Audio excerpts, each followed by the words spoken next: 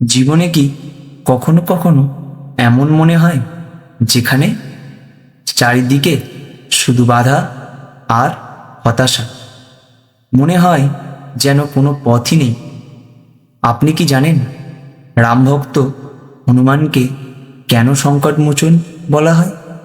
আজকের ভিডিওতে আমরা জানব হনুমানজির জীবন থেকে পাওয়া সেই রহস্যগুলো যা আপনার জীবনের কঠিনতম বাধাকেও শূন্য করতে পারে।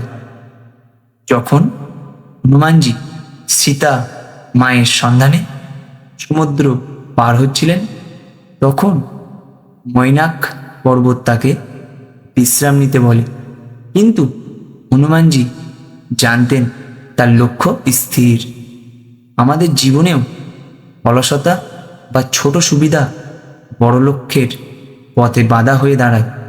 হনুমানজির মতো লক্ষ্য অবিচল থাকলে বাধা আপনাকে স্পর্শ করতে পারবে না। লঙ্কায় প্রবেশ করার সময় সুরসা এবং সিংহিকার মুখোমুখি হওয়ার ঘটনা, যখন শক্তির প্রয়োজন ছিল তিনি শক্তি দেখিয়েছেন, যেখানে বুদ্ধির প্রয়োজন ছিল সেখানে তিনি নিজেকে ছোট করে নম্রতার পরিচয় দিয়েছেন।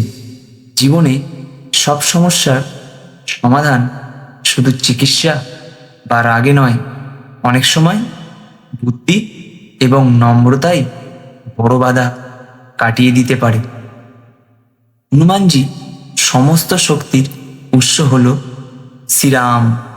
শ্রীরামের প্রতি তার অটল বিশ্বাস লক্ষ্মণের প্রাণ বাঁচাতে বিশাল গন্ধমাদক পর্বত তুলে আনার অসম্ভব মনে হলেও তিনি তা সম্ভব করেছিলেন। নিজের ভেতরে বিশ্বাস ও ঈশ্বরের প্রতি সমর্পণ থাকলেই মানুষ পাহাড় সমান বাধাও তুলে ফেলতে পারে। ভয়কে জয় করাই হলো সংকট মোচনের মন্ত্র। তাই যখন কোনো বড় বাধার সম্মুখীন হবেন, চোখ বন্ধ করে একবার হনুমানজিকে স্মরণ করুন। তার সাহস আর শক্তি আপনার মধ্যে জাগ্রত হবে। মনে রাখবেন, কোনো বাধাই আপনার ইচ্ছা শক্তির চেয়ে বড় নয়। কমেন্টে লিখুন জয় বজরংবলী এবং ভিডিওটি ভালো লাগলে শেয়ার করুন তাদেরই সাথে যাদের আজ একটু সাহসের প্রয়োজন। পরবর্তী ভিডিওতে দেখা হবে।